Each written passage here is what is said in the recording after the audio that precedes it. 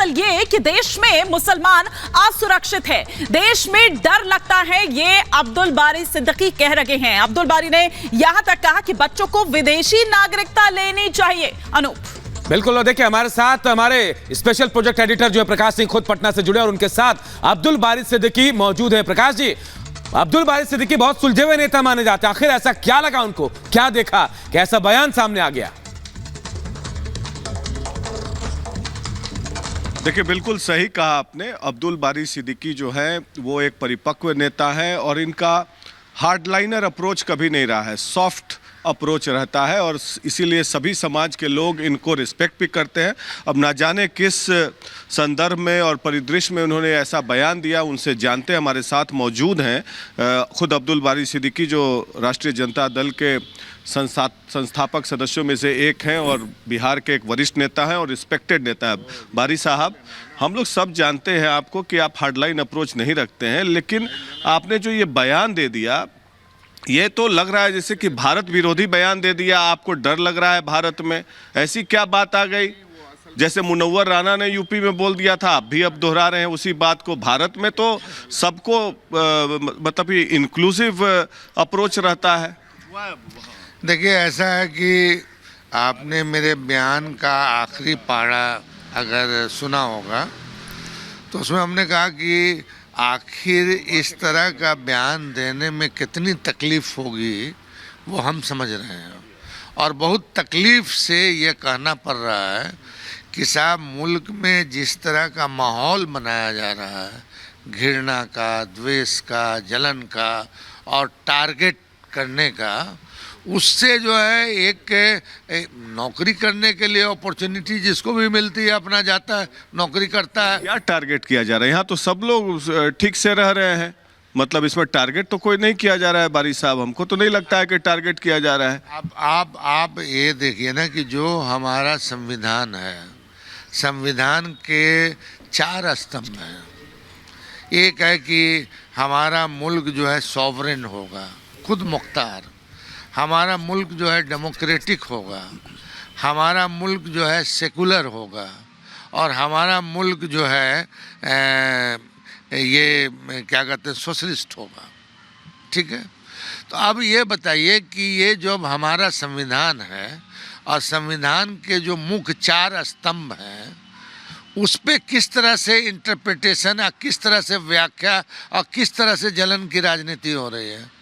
अरे भाई, ये देश हम सबों का है, इस देश में हमारे बाप दादों का सबका खून लगा है और अगर हम कहें कि नहीं सिर्फ हमारा है, आपका नहीं है, और आप कहें कि हमारा है, इनका नहीं है, और अब एक नारा हो गया है, भाई अगर कोई आदमी मुस्लिम संप्रदाय से है और उसकी व्यक्तिगत स्वतंत्रता है अपने विचार को रखने का, तो उसके बारे में क्या कहता है? पाकिस्तान चले जाओ। अरे पाकिस्तान से मेरे को क्या लेना देना है? हम जब देश का बंटवारा हुआ, मालूम नहीं है बहुत सारे लोगों को, देश का जब बंटवारा हुआ, मेरे दादा शुगर मिल में से जो अभी बांग्लादेश। नहीं, ठीक है, समझ गए।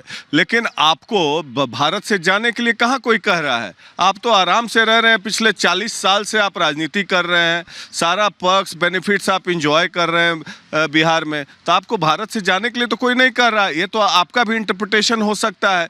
जलन की राजनीति अगर आप बोल रहे हैं कि कोई एक पक्ष कर रहा है तो दूसरा पक्ष भी तो कर सकता है। वही आरोप आप लोगों पर भी लग सकता है कि आप लोग फिरका परस्ती करते हैं। ऐसा कि अगर फिरका परस्ती वाली राजनीति हम करते हैं तो कहीं और होते हैं, कहीं और का मतलब कि बहुत तरह आप पर मैं आरोप हम, लेकिन लोगों पर आरोप लगा, जैसे ओवैसी साहब जिस तरीके का भाषा का प्रयोग करते हैं, हार्डलाइन अप्रोच, तो क्या आपको नहीं लगता कि समाज में विद्वेष फैलता है? कभी इमाम बुखारी बयान दे देते हैं, कभी मुनव्वर राना दे देते हैं कि यूपी में योगी की सरकार आ जाएगी तो हम विदेश चले जाएंगे। तो ये भी तो भड़काने वाली बात हो गई है कि नहीं? समीक्षक को जो है एकदम न्यूट्रल होना चाहिए। मैं न्यूट्रल, ठीक है, हम बता रहे हैं कि जहां आप ओवैसी की बात कर रहे हैं और फिर दूसरा किसके बारे में बोले आप? मुनव्वर राना ने बोला था, मुनव्वर राना के बारे में बोले। ठीक है, वहीं विश्व हिंदू परिषद के लोग आरएसएस के लोग, भारतीय जनता पार्टी के कौन लोग क्या क्या बोलते हैं, आप सबको जोड़ के बोलिए। सिर्फ मैं मुनव्वर राना और ओवैसी का सवाल उठा के आप एक मैसेज देना चाहते हैं कि साहब यही लोग करने वाले हैं। लेकिन आपके बच्चे जिनको आप बोल रहे हैं कि विदेश में रहो पढ़ो, उनकी सारी पढ़ाई लिखाई, जहां मेरी जानकारी है पटना में हुई, भारत में हुई, अच्छी पढ़ाई लिखाई भी हुई, आपके बच्चे बड़े अच्छे संस्कार वाले हैं, मैं जानता हूं व्यक्तिगत तौर पे, तब फिर उनको आप, ठीक है विदेश में बहुत सारे भारतीय रहते हैं, उनकी इच्छा हो सकती है, लेकिन आप बोल रहे हैं वहीं रह लो, यहाँ माहौल ख़राब है मत आओ।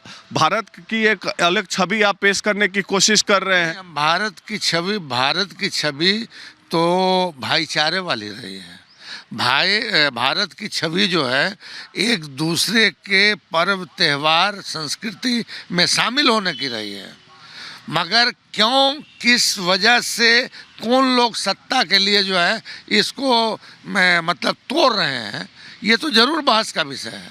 अगर हम ये नहीं बोलते तो आप हमारे पास आते, बहस चलाते।